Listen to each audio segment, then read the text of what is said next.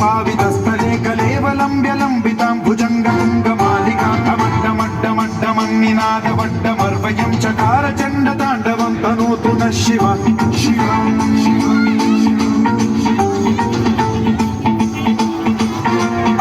जटाकटाः सम्भ्रम भ्रमन्निलिम्प निर्झरी विलोल वीचि वल्लरी विराजमानमूर्धनि धगद्धगद्धगज्ज्वलल्ललाटमट्ट पावके किशोर चन्द्रशेखरे रति प्रतिक्षणं मम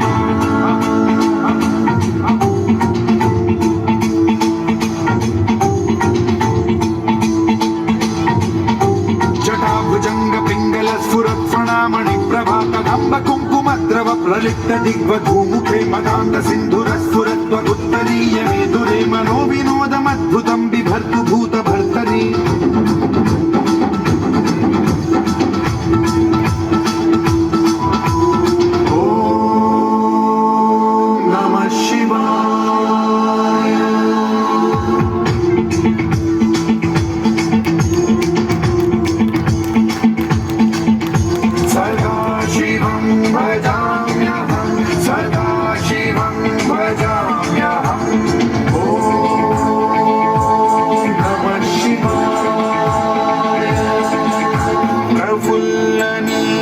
पंकज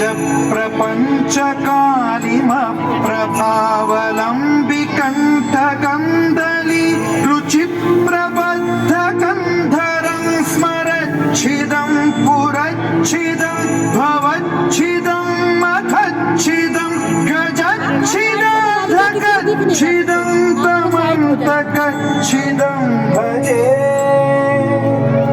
अखर्व सर्व मंगला कलाकदम्ब मंजरी रसप्रवाह माधुरी विजृंभणा मधुव्रतं स्मरान्तकं पुरान्तकं भवान्तकं मखान्तकं गजान्तकान्तकान्तकं तमन्तकान्तकं भजे